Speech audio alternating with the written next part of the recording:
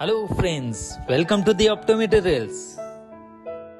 Have you ever wondered how important it is to have good contrast in our life? Have you ever thought what is good quality of vision? Do you still think visual acuity of 6 by 6 or 20 by 20 is good functional vision? If not, then stay with us till the end to learn about the test to measure the contrast sensitivity. But before that, if you are new to this channel, please subscribe and click on the bell icon for the notification of upcoming videos. Our day-to-day life is not restricted to only clinical black and white objects of fixed size, but the objects varies depending on the aging, disease conditions and environmental factors. One of the more realistic assessment of visual function is contrast sensitivity.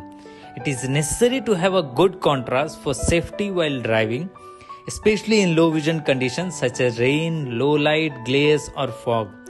Contrast sensitivity test is better predictor of visual performance than the visual acuity. Contrast sensitivity helps us see road sign, pedestrian curve on the road. Hence, poor contrast can make our daily living more difficult and increases the risk of getting in an accident.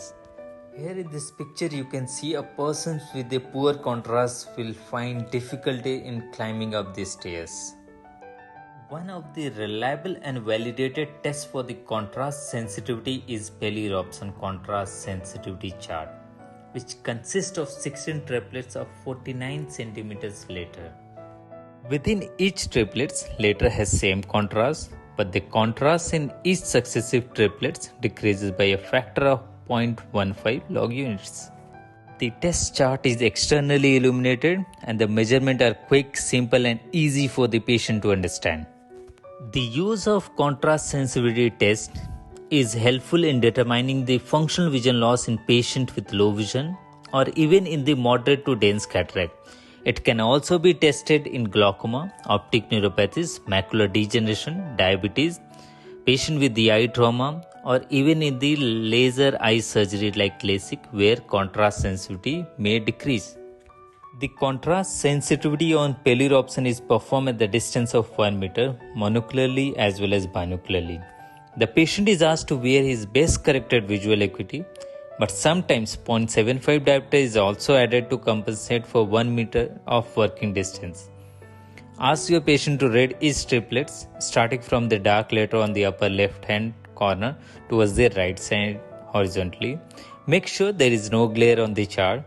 The sensitivity is usually unaffected by the small refractive error because the letter size are relatively large. Do not let your patient give up too soon. Patient should be given enough time until they guess incorrectly 2 of the 3 letters in a triplet. You must encourage the patient to read as many letters as they can. The letters on the bottom of the charts are difficult for everyone to read, so do not discourage. Encourage them to read by asking them to blink or view eccentrically. You can also point the chart, but make sure that you are not touching the chart. The end point of the contrast on a Pelli-Robson is when at least 2 of the 3 letters on a triplet is read wrong. In that conditions, the values of the previous triplets are considered. The scoring of contrast sensitivity is done through the scoring sheet. Let's understand the scoring with the example. Suppose a patient from the right eye read 1 optotype, missed 2 of the letter in the triplet.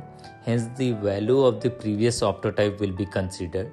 So the value will be 1.20 log unit contrast sensitivity.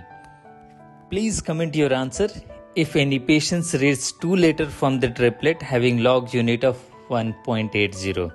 I'll be waiting for your answers in the comment section. Please note that the score of 2 is considered as normal. The score of less than 1.5 is consistent with moderate visual impairment. The score of less than 1 represents visual disability, most commonly seen in the severe visual impairment.